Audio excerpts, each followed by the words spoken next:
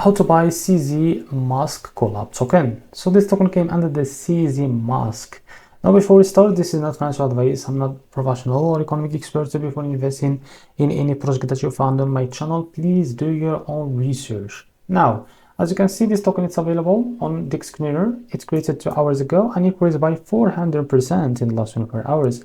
As you can see, this token trending number 19 in the Solana section. To be able to buy this token, we need to go to Redeem, as you can see here. First of all, connect your wallet. I will select the Bitkit wallet for that. Now, after you connect your wallet, if you don't see the token here, go back to this token page on the screener. Copy the token address here and go back and click here and paste the token address on the search bar. So after you will be able to see your token here, click on add token and click on it again, and you will be able to see it here from the top.